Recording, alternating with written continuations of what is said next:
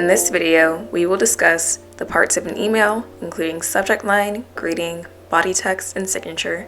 We will also discuss formatting, grammar, etiquette, and a few additional tips.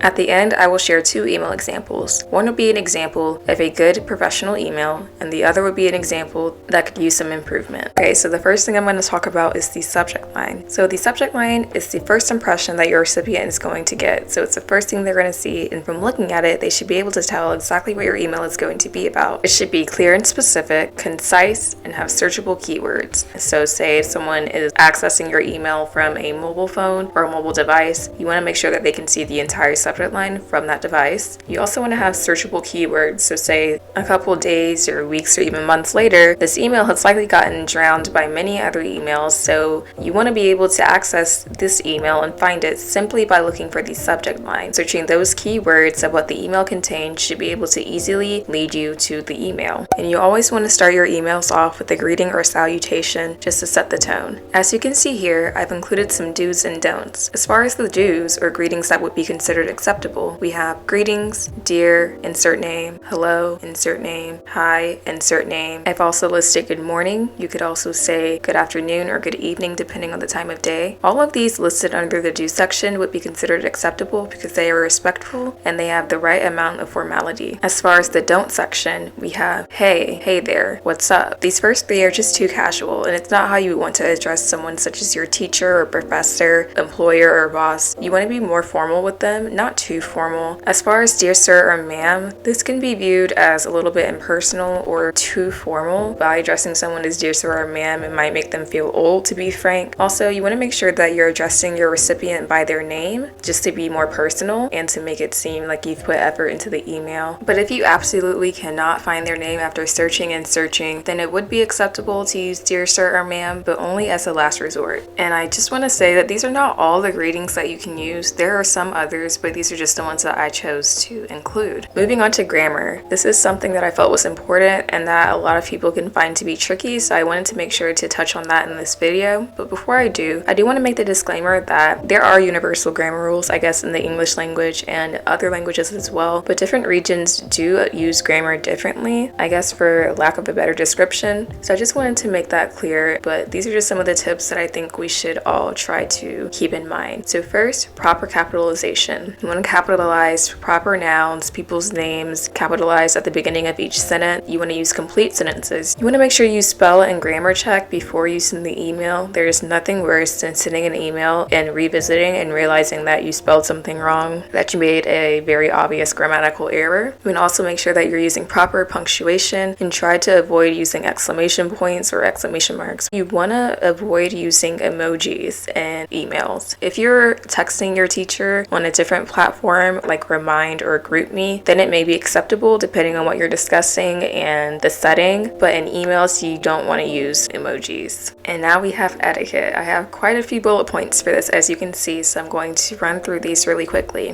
1, you want to make sure you're emailing from a professional email address, something like your first and last name, your first name, last initial, first initial, last name.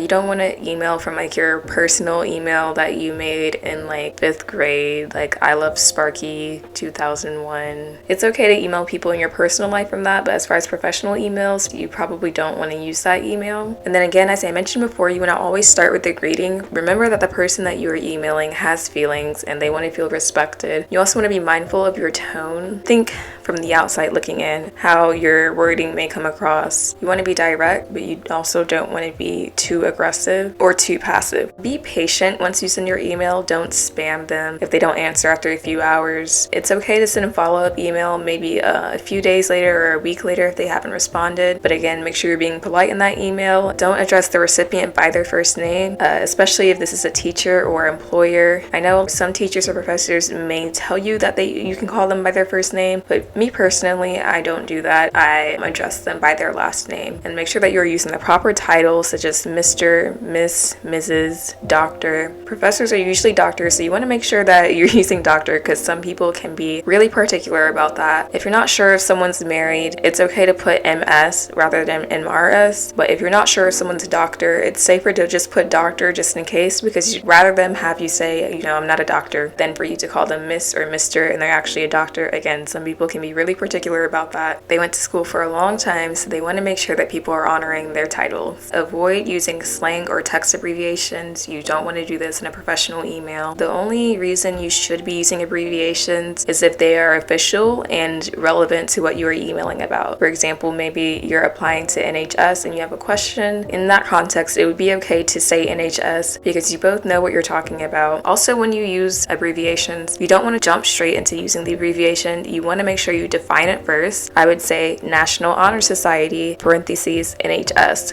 And then if I reference it again throughout the email, I can just say NHS. You want to again use good manners, say please and thank you, be respectful towards the recipient. And like I said, refrain from using exclamation marks in all caps. This can come off as really aggressive and pushy, and that's just not the tone that you want to set. You want to be formal, you want to be calm and composed. Okay, time for the body text, which is the real substance of the email. I've broken it down into 4 sections: intro, detail, request, and closing. Okay, so for the intro, you want to just introduce yourself, especially if it's someone who you're not super familiar with, who may not remember you or know you. Again, you can just say, hi, my name is so-and-so. And if they're a teacher at your school, but you aren't in their class, just explain, I am a student at this school, I'm in this grade. In the detail portion, you want to explain the purpose of your email and give all necessary information. I'll just use this example. If you're asking for a recommendation letter, you can say that you're applying to something, maybe you're applying to a college or scholarship or club, and give all the necessary background information they need to know about it, especially if it's something that they may not be familiar with. You want to make sure that you're providing all information necessary and that you're not leaving anything up to interpretation where things can get confused or misconstrued. As far as requests, you want to directly make your request so that they know exactly what you're asking of them and why you're even emailing them. And then in the closing, you want to just say,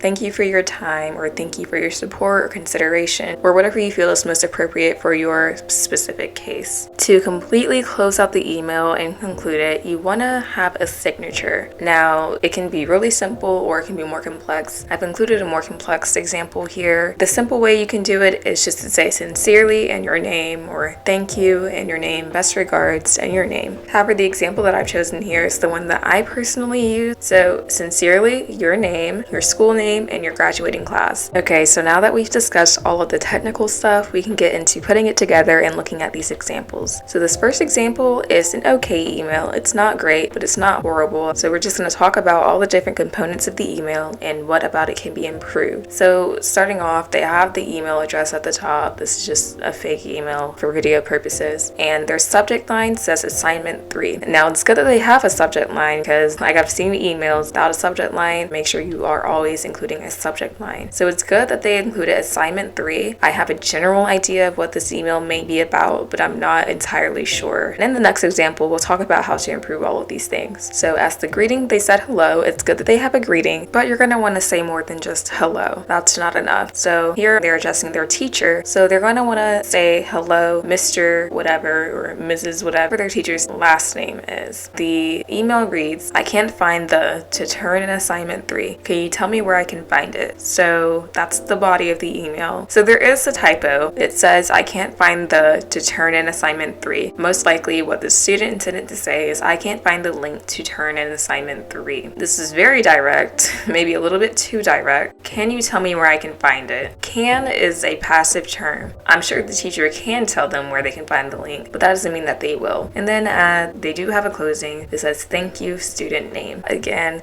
I've seen a lot of emails without a closing or without the sender putting their name at the bottom of the email. You want to make sure that you're always doing that. But overall, this was a pretty decent email, but it could improve. Now we can get into this second example, and this example is more of what you want to do. So first, again, they have the email address at the top. That's perfect. I mean, there's not really a way you can mess that up. Well, I guess there is. You want to make sure you put in the right email address. Most importantly, that might be the most important tip of all. As far as their subject line, question about assignment and submission link. Biology period 2. The subject line is really good. It gives more information about what about assignment 3 the student is talking about. And then they also provided their class period and the class name. Biology period 2. This is going to help your recipient out a lot, especially if it's a teacher. They have a lot of students. They probably teach more than one class, so it would really help them out a lot and kind of cut down on the back and forth interaction that you would have to have in this email by providing all the information up front in the initial message. So they said, "Hi, Mr. Ramsbottom. I hope you and your family are doing well." So this is the salutation and kind of the greeting. Again, like I said, your recipient is a person. They want to feel as though they're cared about. Moving on to the body, the detail of the email. I've just completed assignment 3 and I'm trying to submit it. However, I wasn't able to find a submission link in the assignments folder where we would normally submit assignments. Will you please take a look to make sure that the link is live, or let me know how I should submit it? So this is a good email. They gave information about what assignment they were referring to. They let the teacher know that they had tried to look for it. If you're going to email your teacher and let them know about a problem with the assignment, you want to be 100% sure that it's not a mistake on your end. They said, "Will you please take a look to make sure that the link is live?" Again, being polite, asking them directly what they want to be done or what they're asking of the recipient, but doing it in a polite way. Or let me know how I should submit it, giving the teacher options. Rather than just asking them to make sure the link is live, you've also offered to submit it another way, so perhaps by email if that makes it more convenient for the teacher. And right here, this is something that I want to mention. Between assignments and will you please, I would have normally made that its own separate line, so that the request is very easy for the recipient to locate. However, for video purposes, I wouldn't have been able to fit all the text into the screenshot, so I had to move it up a line. And then they also said, "I look forward to hearing from you at your earliest convenience." So this does add a bit of urgency, but in a polite way, and lets them know that you are anticipating a response, but not in a way that they feel super rushed. So at the end, it says, "Thank you, student name." You can't see the school or the graduating class. Again, I'm really sorry it got cut off, but that's where you could also put that. This is a good example of an effective and professional email. They were direct and concise, but they're also polite.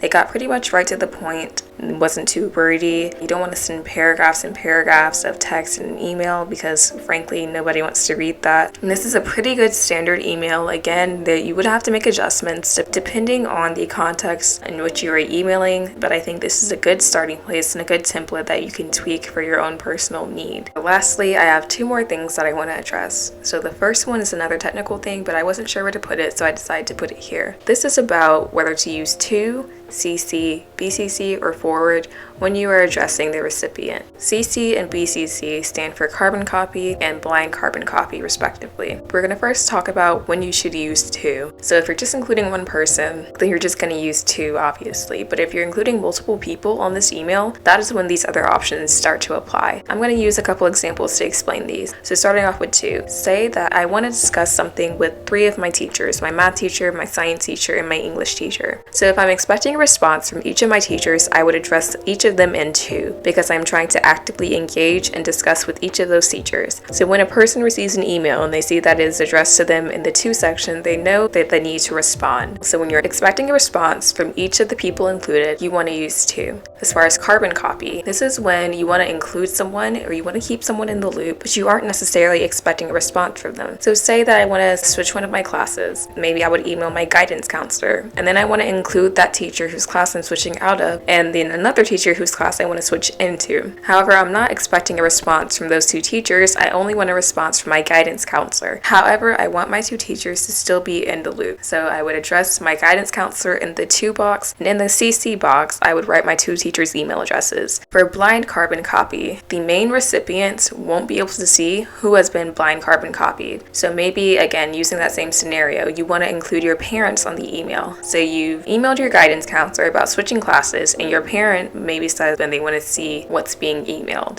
So then you would blind carbon copy your parent. However, your guidance counselor would not be able to see that your parent has been included in that email. And then as far as forward, this is an option for after the conversation has occurred. Maybe I've spoken to my guidance counselor about switching classes, and later after the whole conversation has taken place, my mom decides that she wants a copy of the conversation, so I could just forward it to her and she can see all the messages that have been exchanged. So I hope that made sense. If you have any questions questions, you can leave them in the comments. If you have any questions about anything I've discussed in this video, leave them down below and I'll be happy to answer them. And then I would just want you guys to remember that nobody's perfect. I know I shared a lot of information in this video. If you made one of these mistakes before, just know that you can learn from it.